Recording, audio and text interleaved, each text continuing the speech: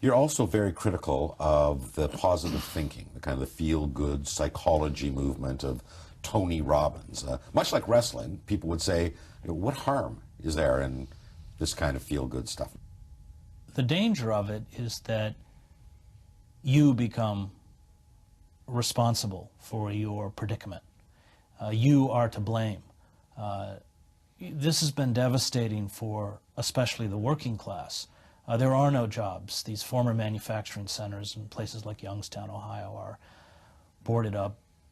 They look like bombed out wrecks. The industry has literally been crated up and shipped off to China or Mexico. And of course, in many of the plants now, there's large-scale factory closings along the Mexican borders. People or corporations ship these factories to China, so where workers get 10 cents an hour instead of 90 cents an hour. So this, in your view, is also delusional, just telling people that all you have to do is kind of think positively. Sure, and because all if your there are no problems will go away. jobs, if there, there have been huge structural changes within the United States that have made it almost impossible for blue-collar workers to sustain themselves and their families. And they have not only lost hope, but they realize that their children, there's no chance that their children will ever be able to replicate the kind of lifestyle that in the 50s, 60s, and into the early 70s was possible for blue-collar workers. And so Tony Robbins and positive psychologists and people who tell them that they have to, that it's all about attitude, create this delusional idea and any kind of analysis of reality that is bleak or dark or negative is dismissed as unhelpful because it's not happy and positive. And this only propels us back into magical thinking, that we can have everything we want, that it doesn't matter what the corporate state does to the structures of the society. If we just believe, if we have faith in ourselves, reality can be overcome. And this, this magical thinking is imparted across the culture, whether it's Tony Robbins, whether it's the Christian right, whether it's Oprah Winfrey, whether it's Hollywood, whether it's television. It is a common denominator in all of the ideologies that are thrown out. Well, in fact, you see it permeating kind of almost human resource policies in corporate America, the same techniques used in positive psychology. Give me some examples of that. Well, it's very much a part of corporatism, as anyone who has worked in a corporation, as I did at the New York Times, understands. You take corporate retreats, you tell people that quotas, if you're in advertising, can always be raised, profits can always be raised, what's happening outside the doors of your corporation are irrelevant. It is about the happy kind of conformity, any kind of challenging of the organization, the direction of the organization, and the very authoritarian structure of these organizations becomes a form of dissent which breaks the familial, harmonious collective that is being formed within the corporation. There's a kind of Maoist quality to it, in that any kind of challenging of the corporate structure is again blamed on the individual who is trying to obstruct the happiness and the prosperity of the corporate whole. Corporations are particularly pernicious, and that these positive psychologists are make quite a good living being brought into these corporate structures to teach that kind. And I have passages in the book about people who've attended these seminars where they are told that it's all about being happy. And of course, none of us are ever as happy as we appear. There are anxieties and troubles, but all of this has to be hidden under kind of a cheerful, fake veneer. And frankly, it's a myth that's used to beat up on the poor. So there are no jobs in Camden. They used to make Campbell's soup in Camden. Even that's gone. Everything's gone. The schools are dysfunctional, gigantic dropout rate. The streets are unsafe. And to somehow tell a poor black child who's not getting an adequate education, not being raised in an environment that provides safety and security and nurturing, and upon that being tossed out into a city where there is no work, that they have to dig deep enough within themselves, is really a way for us to turn our backs on the vulnerable and the poor, and to say you are responsible. This is what the called cultural message is. You are responsible for your fate. And that's just the way the corporate state wants it, as it sheds job after job after job, as larger and larger segments of American society are reduced to subsistence level, without any kind of job security, without any kind of adequate health insurance, that it's sort of their fault because they haven't managed to tap into their inner strength. And with a corporatized media, we have 6 or 8 corporations that control virtually everything we see, read, hear, and think in the United States, has created a kind of faux debate where arguments that really should have no validity in an open society are given great import and weight. And that's not changed and is not changing. Clearly, I mean, you see this concentration of interest in the traditional media, but that you have running parallel the internet, which is supposed to be the great democratization of media, giving voice to all. You don't see it that way. No, because what the internet does, and I'm as guilty of this as anyone else who uses the internet, is that it propels you to retreat into intellectual ghettos, where, you know, the failure of newsprint was, or the lies that newsprint told, were generally the lies of omission. It's what they didn't tell you. If a reporter went out and investigated and reported and interviewed somebody, I mean, generally you could trust that information as being correct. And on the internet, the entire ethic of gathering reality-based information and facts is jettisoned. You don't report on the internet. There's almost no reporting. People don't even pick up a phone. It's not edited. It's not collected. It's not fact-checked. It's the inverse of what happens with print. And you put anything out there.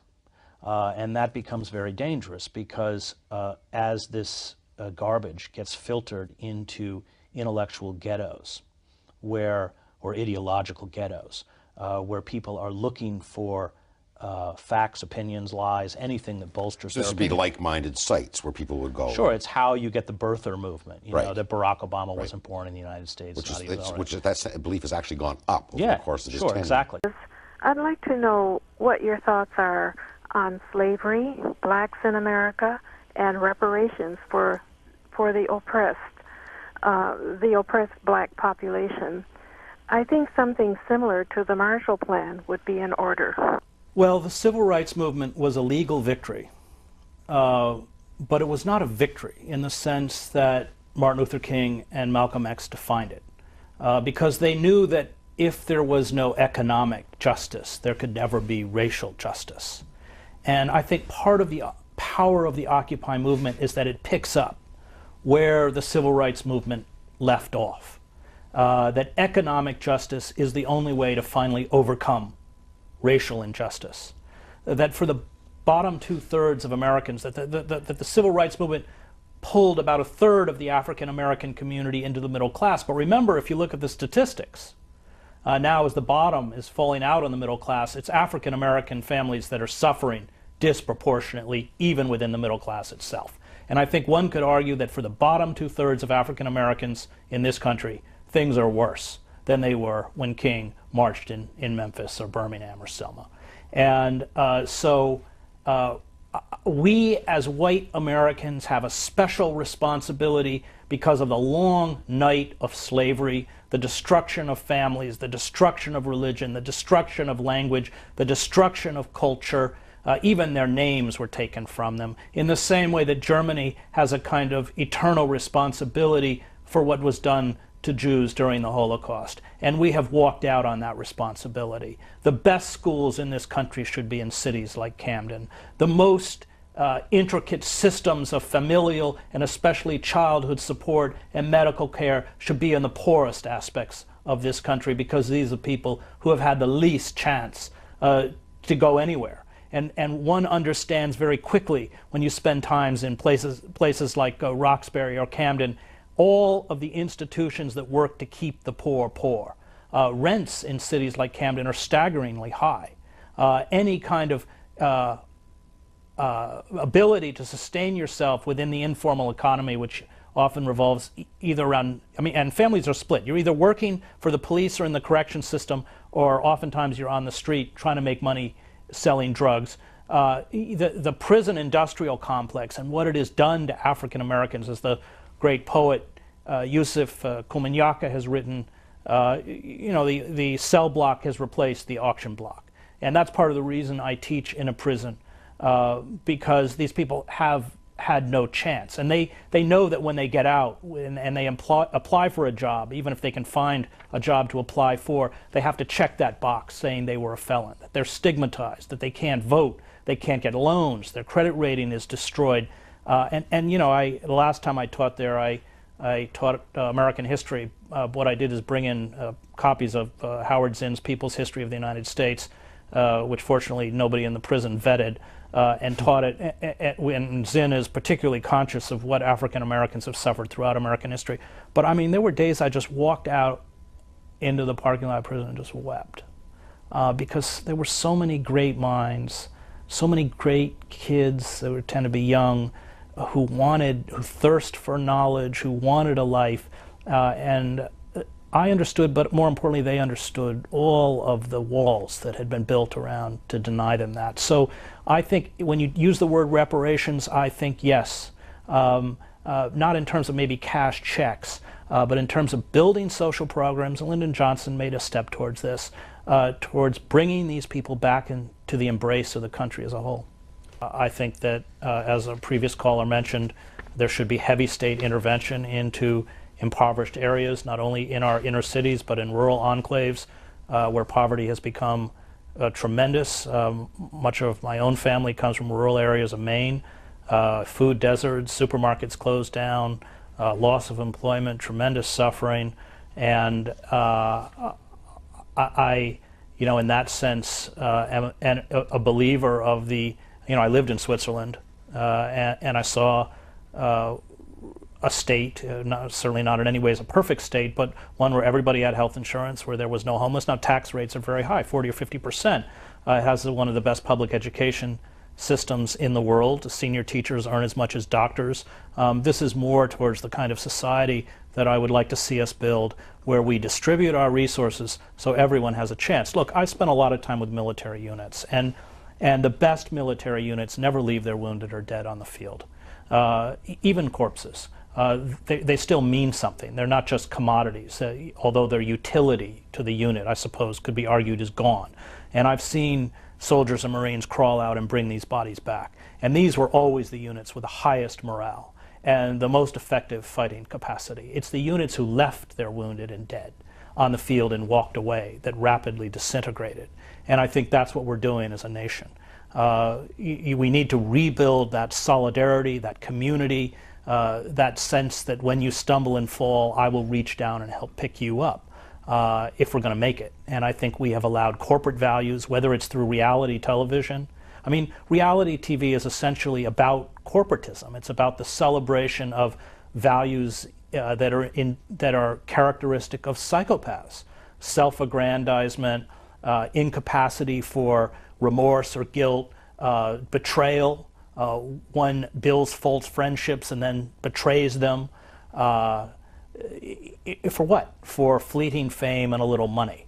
And it's just writ large throughout the whole culture. And we have to begin to question our value system if we're going to make it. And I think one of the most important questions is, what are we going to do about all those people that we've turned or allowed to be treated like human refuse?